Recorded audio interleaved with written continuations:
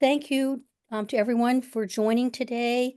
We really appreciate your participation, and we hope that you're going to be so excited about the content that we're sharing that you're going to tell everyone about it because this is being recorded, and there will be an opportunity for other people to get the value and benefit of what we discussed today.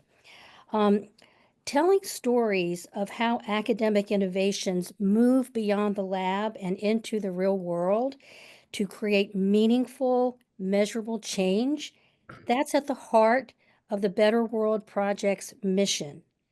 And the Better World Project has become a powerful showcase of success stories that span healthcare, agriculture, material sciences, sustainability, and more. From life-saving vaccines to clean water technologies, AI-powered diagnostics, and biodegradable packaging, these innovations illustrate the indispensable role of tech transfer professionals, university researchers, and industry collaborators. They also highlight the critical importance of continued investment in basic research. We have created the Better World Project Water Cooler series to share the collaborative work of scientists and technology transfer professionals in bridging the gap between laboratory discovery and real-world applications. This water cooler series is intended to serve as informal conversations to reflect, learn, and celebrate the remarkable work happening across university tech transfer, and a forum for the exchange of ideas, for connecting over shared challenges, and for exploring what's next in our field. As I said, I'm Karen Maples. I'm the host for today and the moderator and a member of the Better World Project Committee.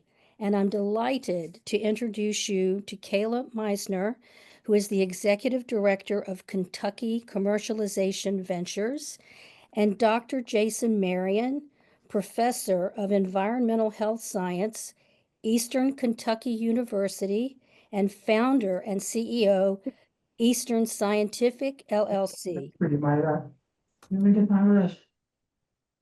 Do we need to get people to go on mute? They're good. Okay, They're good now. today we're going to go behind the scenes of the inspiring story of ColleGlow, a low-cost, easy-to-use water testing kit developed by Eastern Kentucky University's Dr. Jason Marion to help communities detect and address E. coli contamination. What began with a student trip to Kenya grew into a tool empowering people worldwide to advocate for cleaner, safer water. Now we're catching up on ColleGlow's journey, the role of Kentucky Commercialization Ventures, ongoing partnerships, and next steps in the mission to improve drinking water quality in low resource areas. Hello, Dr. Marion. Good afternoon. Good afternoon. I'd like to start by having you briefly tell us about the genesis of ColleGlow from your travel to East Africa with a group of students. Yeah, that's definitely kind of how this all began. I was a grad student back at Ohio State studying water quality and recreational water illnesses at our beaches and started to recognize some of the challenges we had in our beach water community. And, that led to some dissertation work. It led to a few publications.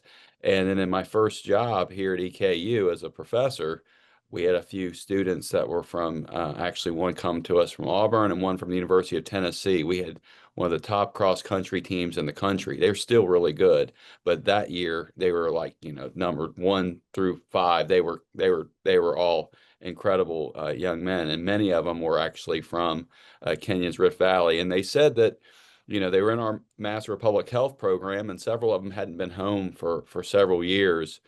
And they didn't want to do some public health project here in the U.S. about exercise or nutrition. They wanted to work with me as an environmental health person on matters that were of greatest importance to them. And their knowledge about water quality and how much of an impact it had on their life and the lives of those around them was pretty substantial. And I had a little bit of familiarity with this through my prior academic training. But when you get to meet people one on one and you hear their stories and you learn from them, you're willing, you become invested. And that's what happened. So, and they were just great young folks that have went on to have incredible careers, even in serving in our United States, military. But their experience led me to go with them to their communities where they grew up, where they were faced with the real world challenge of just having safe drinking water. And their district public health officer, now they have a county system, was like, we just need help testing the water. We can come up with solutions or innovations, but we need to know where are our problems. We can't just have engineers come over here and dig wells and then tell us the water's safe. Like, we can get the wells dug, but we need to know once the well's dug, is the water safe for us to drink? Because diarrheal illness continues to kill a lot of their kids under the age of 5. And when we talk about kids, we're talking about somebody's little brother, somebody's nephew, and you get to hear those stories. So you really see the impact of it there. And these issues aren't just unique to Kenya. I mean, you got about 1 billion people around the planet that are wrestling with the same issues. You can call something an improved water source by the World Health Organization, but that doesn't necessarily mean that it's actually safe for drinking. It just means they've done something structurally to make it improved. It doesn't necessarily address the underlying water quality and whether there's fecal contamination there. And from that, we've continued to work towards being even better at providing a low cost field practical method that would work not just for folks in Kenya, but for folks even here in the United States with challenges related to our food safety and all kinds of other topics. Okay, great. Thank you so much. And now I'd like to turn to Kayla and have you provide an overview of the role of Kentucky Commercialization Ventures, which we will henceforth for today call KCV. Yes, thank you so much for having us, Karen and Autumn. It's always great to get to highlight the work of KCV and really the innovators and the engine of what we do. So for those of you who don't know, KCV is a consortium model that is supporting 7 completely independent institutions across the state of Kentucky. Unlike most tech transfer offices that serve a core institution housed within that institution, KCV is very unique in that way. And we are also building tech transfer capacity at institutions that have not had technology transfer offices. Our mission really is to make commercialization accessible for all Kentuckians, and not just our R1 institutions. We are aiming to democratize innovation and give our faculty, staff, and students across the state access to IP services, licensing, and venture support. Jason was our first ever KCV startup company that was launched and has since went on to win an SBIR and be recognized by the Autumn Better World Project. So just a testament to the innovation and the research that's happening at Kentucky institutions. We really have 3 main areas of support at KCV. Our core is scaling research capacity. We also want to develop talent that is the next generation of innovation practitioners like us, tech transfer professionals. Also the next generation of founders, and hoping that more people follow in Jason's footsteps and stay in Kentucky and can launch technology-based startup companies in Kentucky. And lastly, we invest. So thankfully, we are funded by the Cabinet of Economic Development in Kentucky with a year-over-year contract. Through that, we're able to actually invest money year after year in our proof of concept funding called the Impact Competition, which allows our innovators to get that gap funding or early seed funding to develop their innovations.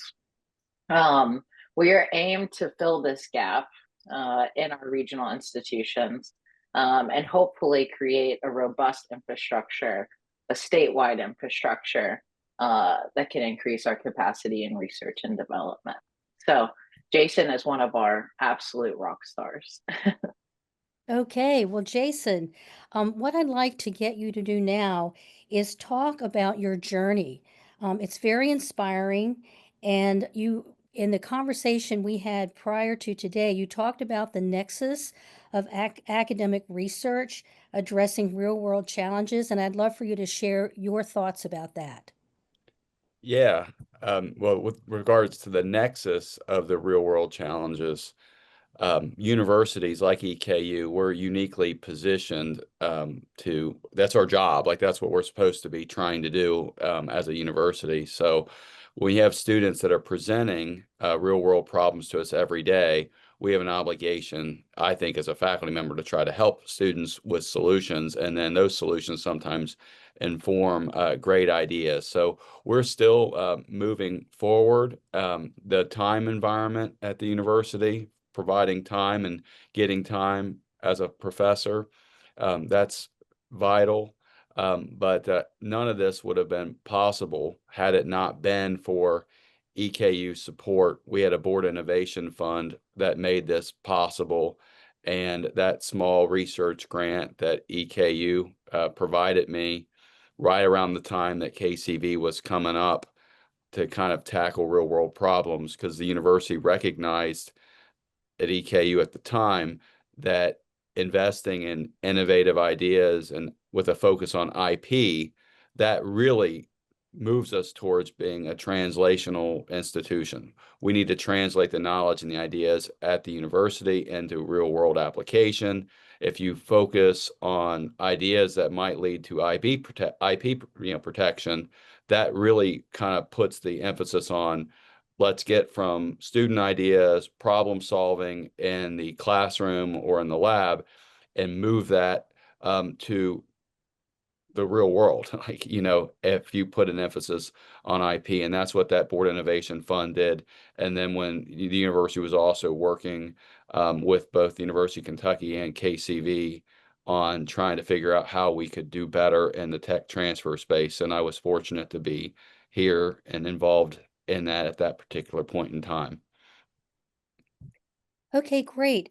So, Kayla, can you share your perspectives on how the partnership with Dr. Marion and Colleglow came about?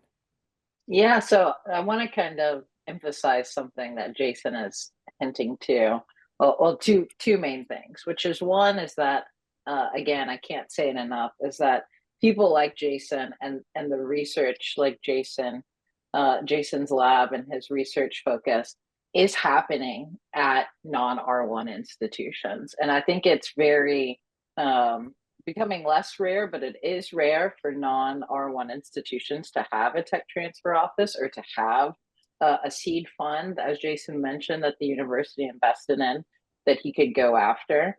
And that we are missing out on people like Jason and innovations like Jason and IP, valuable IP, by not being able to support institutions like this. So that's one. And two is that, EKU is a teach first institution. It is an emerging research institution. And so some of the cultural and infrastructure needs that support an R1 research institution just aren't there at EKU. And so in addition to Jason's role as a faculty member, as a faculty leader, often serving on administrative boards and things like that, this is an extra thing that he is doing, is to support undergraduate students in getting involved in research earlier, and getting them interested in his projects. And so for me, this is exactly what KCV is here to do, is to bridge this gap that these great things are already happening. They just need more resources and more tools and more investment to actually commercialize the research that's already happening at an EKU. For us, I think, it was the proof that we needed as to why KCV was here, was that Jason really needed a pipeline and a pathway to follow.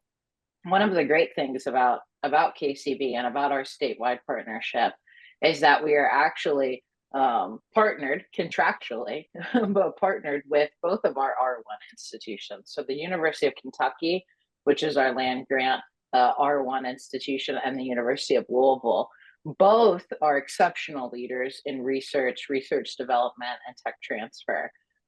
Both have access to and run our statewide NSF I-Corps hub.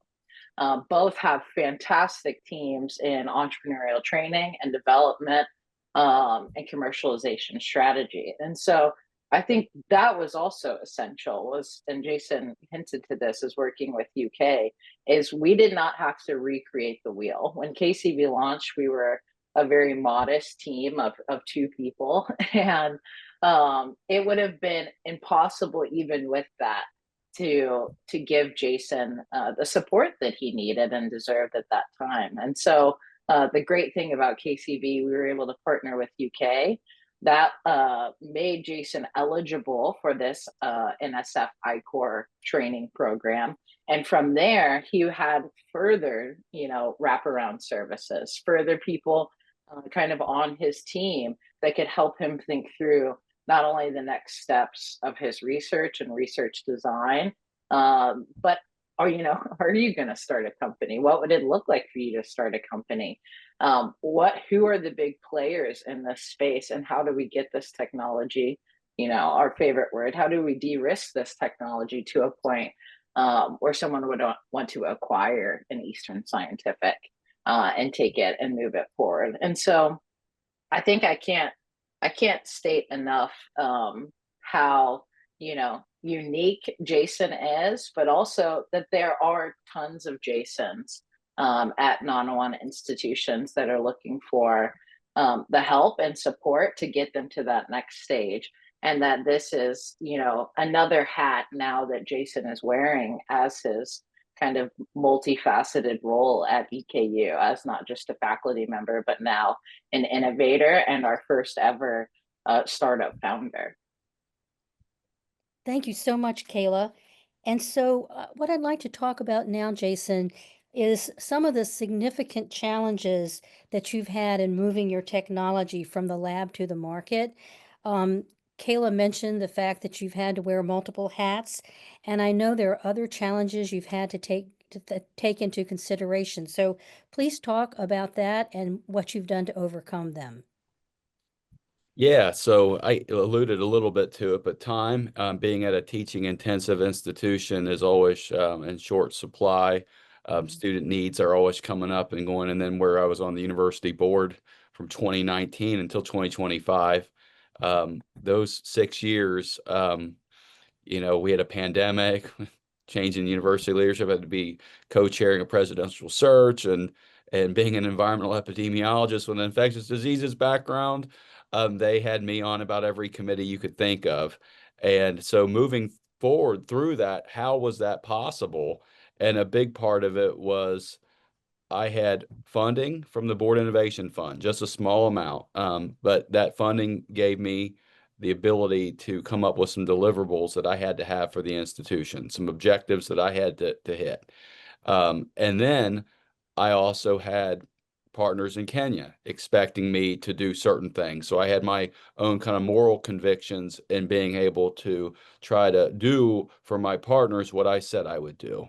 And then probably one of the most influential aspects of how to address this time issue, the focus, is Kayla had mentioned it. We have that partnership, KCV, through the UExcel program and Kentucky's Launch Blue program at UK.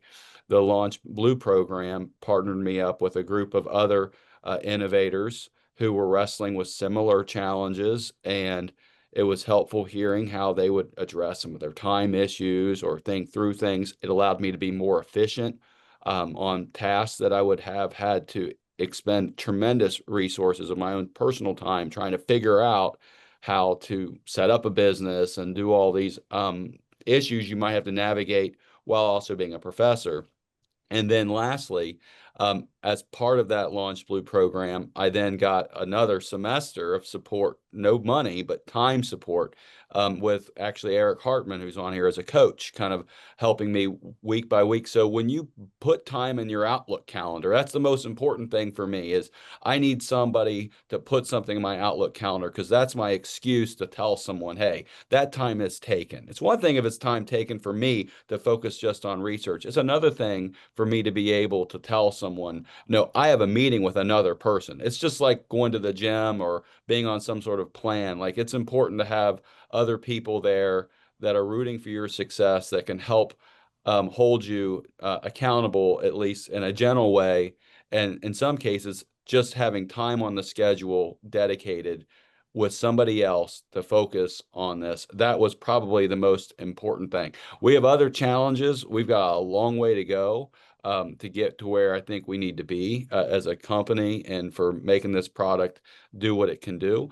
But that time constraint issue is probably the most significant one, not just for me, but probably all kinds of innovators, especially those with some hands in the academy and hands also trying to move something to being useful around the world. You had also mentioned challenges with navigating the IP landscape with community partners, people, and funding. Can you also share some more insights from your personal experience in addressing these? Yeah, this is where groups like KCV are helpful. At my university, our legal office is, I mean, it's tiny. In many cases, just one, a university counselor and I feel, immense sympathy for her at times. 18,000 students or so, and one person. So the easy answer in a lot of things is just no. And in order to be able to think through IP issues, like, we don't want to disclose something that might be potentially protected. Is it already protected? Who do we interface with our law firms that can help us with our IP issues? So the University Legal Office has been helpful, but also though working with KCV on saying, hey, is this going to be a potential disclosure? Or how do we go through the IP protection process? That's time intensive if you don't have somebody already there with some expertise. And then the other aspects of the journey, community partners, part of it, in kind of market discovery and potential customer interactions, future customers or new customers. How do you develop them? Well, you want to make sure that your product's meeting an actual market need. I already had, my hands in that space as actually recognizing the need from research, but it was really important for me to work with community partners who aren't scientists to see whether or not they can use the technology I'm using as easily as it comes to me and maybe my students, master students, or even upper division undergraduate students. I need this to be able to be something that someone without knowledge of a pipette, can do. So having Watershed Watch in Kentucky say, look, we're going to try your product out and we're going to use it. Having Hickman Creek Conservancy say, hey, come do a demonstration for us, and we think we want to try your project, and we want to use your kit to help us characterize fecal contamination and the risk that might exist in our streams right here in Kentucky. Those community partners were extraordinary. But the last thing, though, I think is most important is public investment. Also having some good coaching from Eric and encouragement on submitting an SBIR, STTR was really important. So having the support of the U.S. Department of Agriculture and their NEFA program and an STTR really, that STTR process, if you do one or an SBIR, the application in itself forces a small business, even if they don't get it, to go through the steps of how you would take something from the bench or from a lab or from a field study and move it into actual practical application. That process, writing the SBIR, or in our case, an STTR, was extraordinarily helpful. And then when you got the funding, now you've got, essentially enough money to fund, 2 to 4 people to just focus for 9 months on how to de-risk your product and how to really focus on it. And if we go for the phase 2, which I hope to do so, that will even further take us down the commercialization pathway to further de-risk it. So people and funding, having good community partners, and having somebody to help you know, like whether or not you're potentially disclosing technology that you shouldn't disclose at this point in time. Because having that commercial aspect of this is probably as important for being able to make it more practical in real world, if we don't have that component. Thank you so much. And Kayla, um, what were the most unique aspects of this collaboration that would be beneficial to share? And how did these lead to a more successful outcome? So I'll go back to something that Jason's mentioned, which is, you know, the IP policy. And because I'm talking to tech transfer folks, I'll go down this rabbit hole for a second. But you know, when KCV first started, again, Jason Marion was one of the first people that we heard about, that we met. I think that there were a few people that were ready for KCV. And as we kind of embarked on this journey together, we found out that there were gaps and holes within, again, the infrastructure of the institution. And one of those things was IP policies. When KCV launched, very few of the 7 institutions, I can't remember a number at this point, even had IP policies. Nothing written down, nothing mentioned. And for some, it was a paragraph, and for others, it was, you know, a sentence that said, please email general counsel if you had any questions. And that creates, you know, one, confusion within the institution, like, is this something I should be doing or shouldn't be doing? And two, it definitely doesn't encourage faculty member to go down this journey, because at every twist and turn, you're going to be met with more questions than answers, and it's already a very time intensive journey to you know, try to commercialize anything.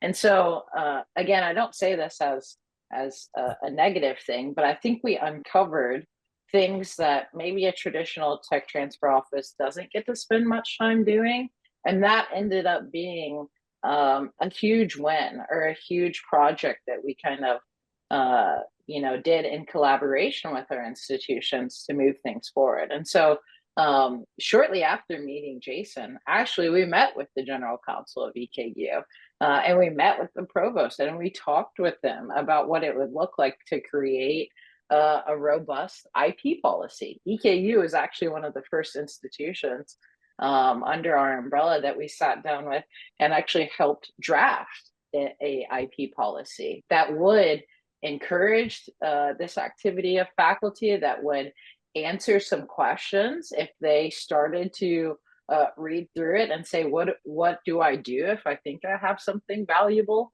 you know? And so I just want to highlight that, because I think that it was a critical part of the collaboration, was that, again, it wasn't just calling Jason or going to visit Jason and saying, all right, so tell me what you got and let's file a patent. You know, there became many more, I think, avenues that we had to explore with the institution.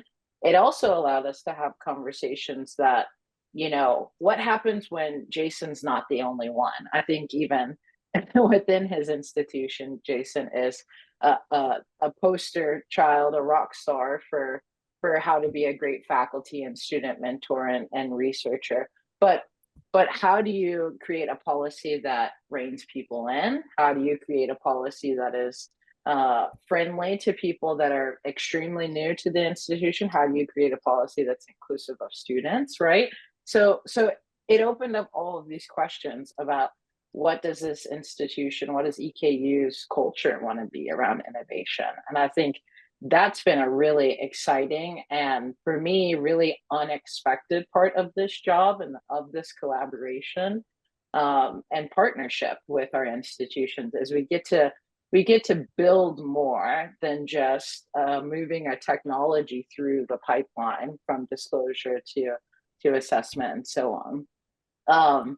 I think another thing that Jason has hinted a lot on is really the people.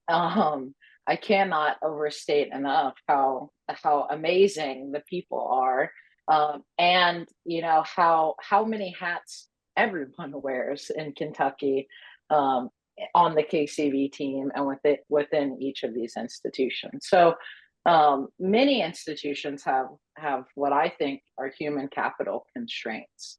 One person might have the job of general counsel, but at an R1 institution, you'd have a general counsel's office, and you'd have them specialized on different, arms or different initiatives of the institution, and that's just not the case at these institutions. It is really one person covering a lot of bases, and one person usually backlogged by a lot of requests around similar activities and how they can help the entire institution. And I think it's one of our constraints, but I also think it is one of our strengths. Is that we have a lot of people that have been within their institution for decades and are committed to increasing the capacity and strengths of the institution. And so I think our partnership really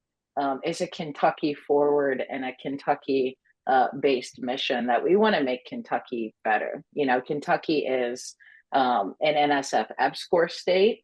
We are an NIH IDEA state. So we, as a state, struggle to compete for federal funding dollars. And federal funding is usually the genesis of disclosures and of valuable IP and of fueling research forward. And so it continues to be this evolving conversation around, what does commercialization really mean in Kentucky? How can we use it as an engine to grow, again, not just talent development and not just research development, but the economic development of the state?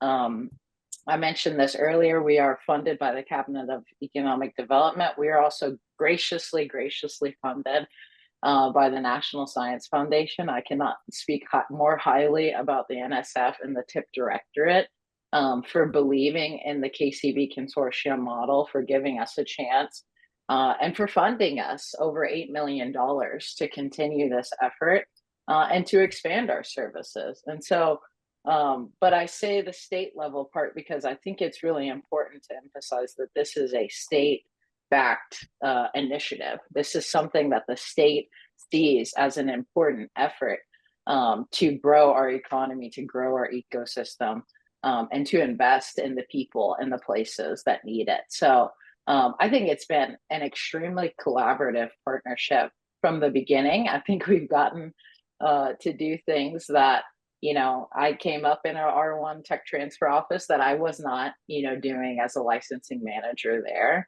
And the conversations are much more holistic around what these institution needs and what people like Jason need to be successful. Okay, well, I'd like to shift to another area of focus and Jason, ask you to talk about the importance of being able to quantify the impact of your work. And for you, for your work especially, obviously there are environmental benefits and improved lives. So please talk with us about impact and measuring impact. Yeah, I'd like to go more into the quantitative measures eventually, but in terms of just qualitative impact and just through stories, I remember just the initial kind of we've done field tests at this stuff to death here in Kentucky. I've got a student, another Kenyan student who wanted to go back home and put it into action. And I've got some partners, and there's some great university collaborators over there who do this type of work or are interested in this kind of work every day. I mean, they are committed to this type of work, and they were particularly anxious for us to be able to assess their water. And I have to lug along with me gold standard equipment that's extraordinarily laborious, because we want to see whether or not our method works in the field as well as the gold standard method. And it's like, dark. Can we just wait till tomorrow morning? Like, no, we got these springs. We got to go check. We want to check them. They're very busy. So we go check them, whatever. And one of the springs, it was one of the busier ones, had extraordinary amounts of fecal contamination. So a lot in this one particular community, all the water sources except one that they thought would be clean actually was clean. But the other ones that were routinely used and close to the city or within the city had some level of fecal contamination. And a presence absence test isn't going to do the job for you. They want to know which one. Like, we can't just not let people drink water. We have to do something. So, but the one that was a really problematic one, I mean, next day they're putting up a sign, once the results are in, don't use this. So people were switching their behavior to use a better, safer water source. How many reduced diarrheal illnesses or deaths has that happened? I don't know. I'm not over there to try to do that epidemiology study, but someone could.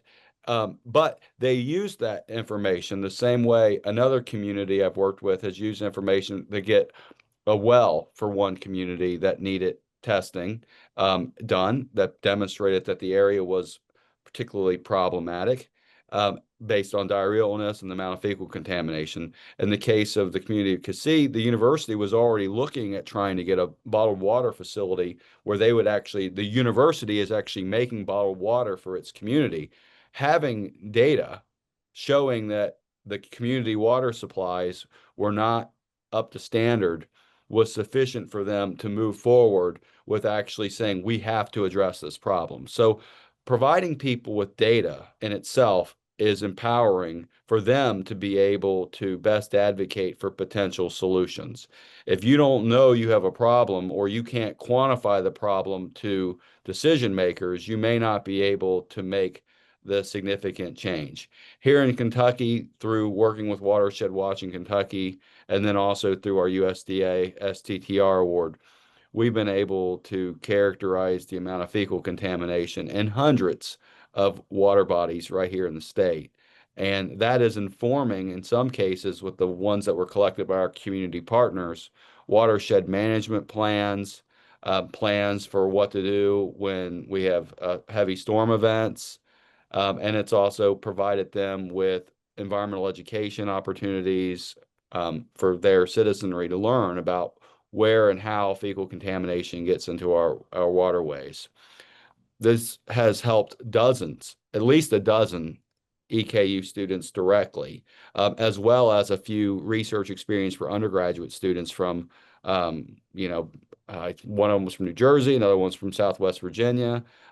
Many of them have went on for graduate education related to environmental microbiology, and it was hands-on experiences related to this work that enabled them to hopefully come up with new ideas and solve problems in the future in their respective work. And lastly, there is a lot of new research that we've had to do that may not necessarily just be business research for Eastern Scientific, but as the academic, there's some aspects of it that what we're learning about some of our competitors that are used all over the world. Now, it's not anything bad about our competitors. In some cases, our competitors are really good at what they do, but there is new knowledge that we're gleaning from insights about our competitors that would have impact on the environmental microbiology community.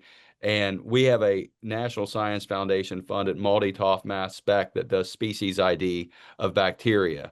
And we had to use that because we were trying to see, does our method work as well as the gold standard? And that made us look at the gold standard in a way that not even they have looked at. And we now know more about fecal contamination and what these methods can do or not do. And we were using environmental isolates, using laboratory instrumentation made for the medical community for diagnosing diseases. And in fact, we can now also show that MALDI-TOF does a great job at characterizing environmental isolates. No one else has fooled around with that. So what they're using in the medical community, great technology, based on our research that we were able to do through this kind of project trying to solve a business problem, actually can inform other parts of science that are not necessarily in our business realm, but we had to address it to determine, using a gold standard, does ColiGlow actually detect E. coli? And if it's not detecting E. coli, who are the false positives, and what does our gold standard do? And then we use state-of-the-art technology, so we're able to do new research that's not just beneficial from a business perspective, but it's also has the potential to contribute to environmental microbiology knowledge and medical microbiology knowledge altogether. So there's a lot of benefits. Not all commercialization-based research just stays within the company. There's a lot companies learn in this country and around the world that has all kinds of impact on other things that were not initially intended. Great research tends to lead to new projects, new products, new ideas.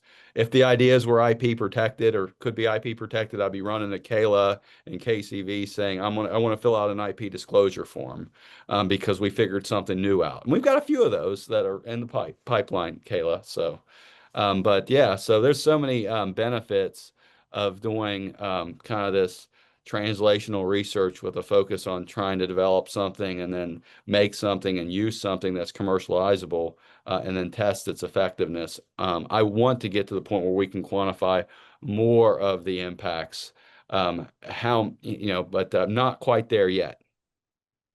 So can you also talk with us about your vision for where you see ColleGlow in 5, 10 years? Yeah, right now there's a lot of you can buy on Amazon anything you want, but some of it's not exactly the safest or the best.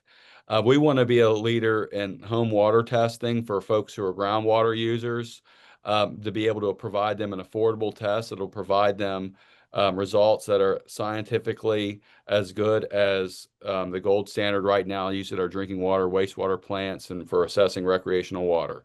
We want to be a leader or a player in that space, or be able to have our product be a leader or a player if somebody were to acquire it. But we want to be the first choice partner also. A lot of folks don't realize, and this is where our USDA award came from. You're more likely to get ill from eating a burger from a fast food joint or if you're eating a burrito or something. You're more likely to get ill if you eat meat products. You're more likely to get ill from the lettuce or the spinach or the tomatoes. But particularly the lettuce, spinach, leafy green vegetables contain within them the potential for having any of the microbes that were used in the irrigation water. So if you've got fecal contaminated irrigation water, it puts our produce at risk because most people aren't cooking their leafy greens before they put it on their sandwich. And we want to be the first choice partner at the farm for farmers who want to assess their irrigation water to protect the produce that they're developing. If they have contaminated irrigation water, it's not something you can wash off. It gets in the plants. Our Food Safety Modernization Act has given the U.S. Department of Agriculture the ability to ensure that particularly large growers are testing their irrigation waters. Now they're forced using kind of these gold standard methods. I believe farmers are pragmatic and practical, and they're trying to feed the world, and they're trying to keep costs as low as possible. So I'm in it with them on trying to figure out how we can provide farmers a way of testing their water on the farm, low cost, and we think that we have products that can achieve that, and it's only because of the support of USDA, as well as all the other upstream partners we've had that have allowed us to get to this point to where we think we could be the first choice partner at the farm for farm to fork produce safety. And if we're successful in that, that allows us to then make our water testing kits more affordable or available or donate them to parts of the world where they may not even have the resources to do that kind of testing. So that's where we're at right now. Okay, wonderful. Thank you so much for sharing that.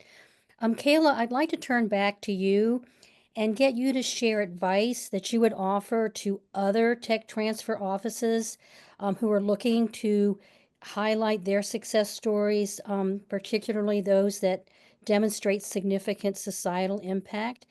How can we inspire and inform the broader community?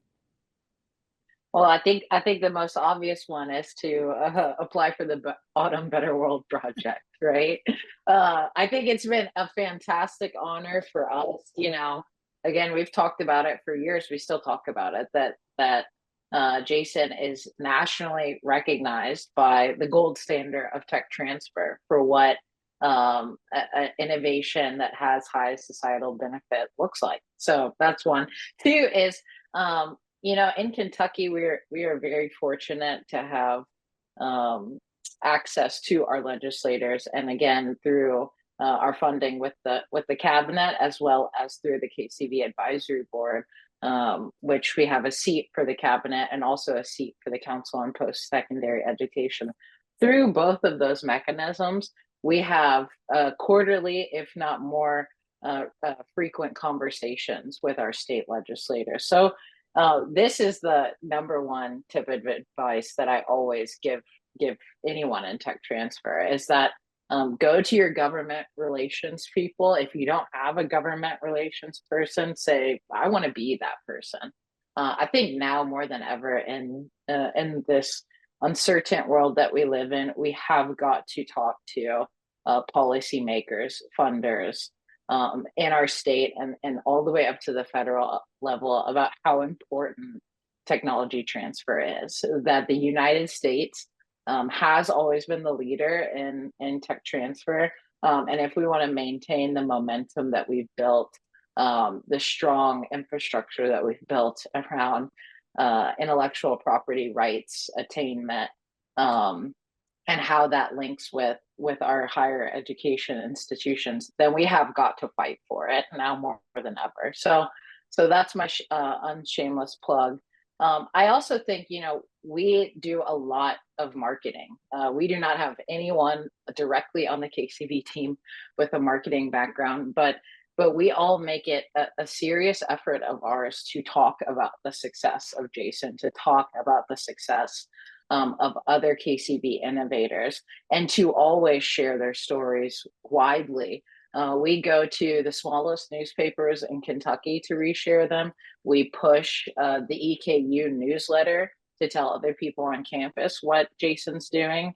And then again, all the way to federal opportunities, where we hope to be cited and published quite frequently. We share on LinkedIn and all of these things. So I say that to say you have to be proud of the stories that you're sharing. I don't think any story is too small to share. And I think the more and more that we highlight innovations that are coming out of our non-R1 institutions, that are coming from backgrounds that are not so typically given this light. We hear a lot about the big pharmaceutical drugs or big medical devices. But we're talking about, water, an essential right to human beings, and an essential, source of life. And I think it's something that kind of transcends tech transfer. This is a story that, I can tell my mom about or my grandma about, and they understand the importance of Jason's research and work. Yeah, you can talk to policymakers in Kentucky about natural disasters, about well water systems, and they understand because those are built in their backyards. And it does not become this divisive conversation about, funding and federal research. It's a real conversation about human lives and the impact of those lives. So that is my one too, is don't be shy to share your successes and to celebrate them publicly. And make those relationships now more than ever with your state legislators, with your federal legislators, and tell them very confidently about the benefits of technology transfer and why it is needed.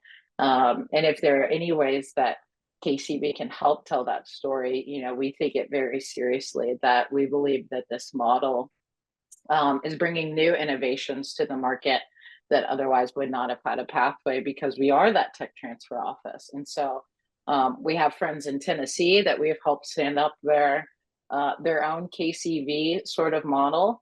And we are making friends all over the country with my fellow tech transfer directors about what it would look like to have this model kind of lifted up, and for other states that have institutions that are left out of the tech transfer conversation, how they can be included, how they can partner with the R1s in their state, how you can pitch this to your cabinet of economic development as a great way to grow the ecosystem. So that's my last thing, is please don't be shy. I love Autumn and I'm very involved, and I think it's a fantastic community, and this is what we're here to do, is to help each other sustain during these tough times. So Kayla, thank you so much for that wonderful plug for the Better World Project. And I'll mention to everyone who's participating today, and to spread the word, we have extended the deadline for submissions for the next set of Better World projects that we're going to be highlighting. And that deadline is October 15th. So if you have not already submitted, now is the perfect time to take cue from the inspiration of Jason and Kayla and submit your success stories. And what I'd like to do now, we have a few minutes left. I'd like to open it up for questions. Does anyone have a question they'd like to ask? Don't be shy. While we're waiting for people to think about what they might like to know more about, um, we had a meeting prior to today's webinar, Kayla, Jason, and myself. And one of the things that was interesting to me was the number of awards that Jason has applied for and won that were beneficial in terms of getting more awareness and also growing the company. So Jason, would you be willing to talk? You mentioned a couple of them in your remarks, but just to highlight the awards that you've won and the value of taking the time to apply for awards, and what result that gave you. Yeah, and it relates closely to what Kayla was just describing about the storytelling piece. And I was fortunate to have encouragement from one of my earlier coaches, Megan Anstus, who's one of your Autumn board members, saying, you need to apply for this, you need to apply for that. And I said, well, I got this idea. So the Global Health Innovation Conference that has used to be at Yale, and it's still kind of in New Haven, and it's run by Unite for Sight. For Autumn folks, it's a great kind of idea. They emphasize tech transfer. It's kind of like the Better World Project. There's a lot of groups out there, and if they weren't doing these kinds of opportunities where I can practice my pitch, or you can win a pitch competition where it may not be that the goal is to get investor funding. The goal might be to get some sort of recognition to move you to the next level. Those result in the stories that Kayla was talking about. They're stories that you can include in grant applications for USDA or NSF or NIH or whoever you're doing your STTR, SBIR. They're showing like how long you've been working on something, and they can also be stories for the institution. Some of our universities may focus a lot on the student stories, and we graduate a lot of students.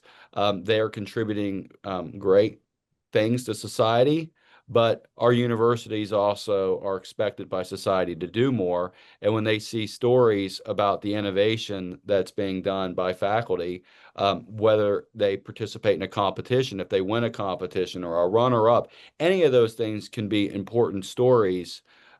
Money does not necessarily matter as much as just being able to document that they've participated in it.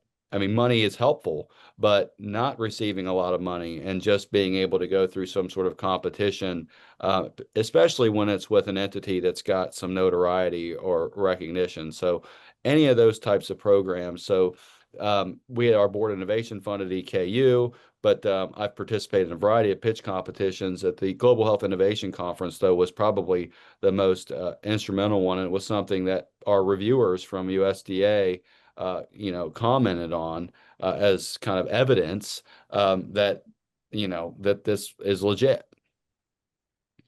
Thank you for sharing that.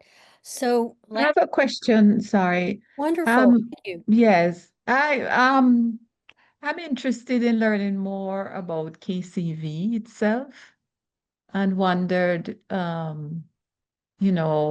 what its structure is like, and yeah, that kind of information. Absolutely. So I dropped So my Kayla, Yeah. before I turn it over to you, Laureen, there's Yes. actually going to be a podcast that's coming out, I think, on October 8th. That'll be an interview with Kayla about KCV. So please be on the lookout for that. And take it away, Kayla. Yes, yes. Thank you again to Autumn for putting me on Autumn on the Air with Lisa coming out in October, where I talk a lot more about the model. But very quickly, it launched in the summer of 2020. It was actually a great story in which, again, Jason Marion, his research was happening. This was prior to KCV, and the administration of EKU approached UK and said, "Hey, UK, you're a land grant. You are our R1.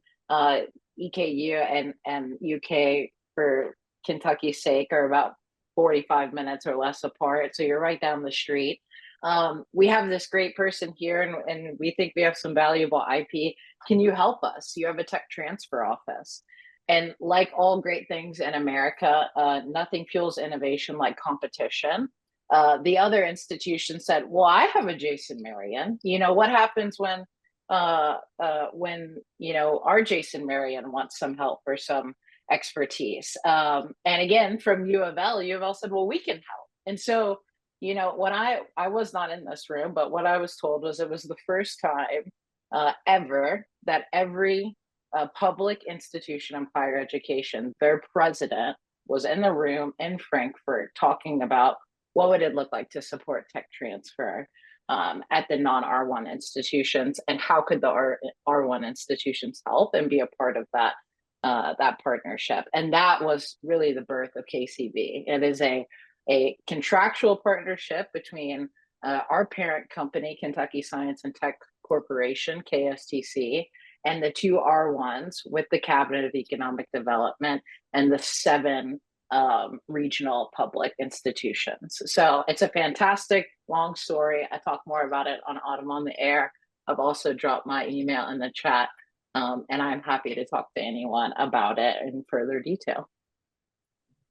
Thank Okay, you so much, great. Kayla. I'll be talking to you some more, Kayla. So Thank you. thanks. Okay, I think we might have time for one more question if anyone has a question. Okay, well, if not, the one last thing I want to share. So I mentioned Autumn on the Air. Kayla will be, her interview with Lisa Mueller will be coming out around the 8th of October. But right now, there is an interview with Parag and RK about the Better World Project on Autumn on the Air. And I encourage all of you to check it out and listen, because it gives you a lot more information about Better World Project. And I really, once again, encourage everyone, if you haven't submitted a success story yet, there's still time. Thank you so much for participating with us today, and I hope this has been valuable to everyone. Thank you for highlighting us, Autumn and Karen. And thank you always, Jason, for being a rock star. Thank you all. Appreciate it. Thank you.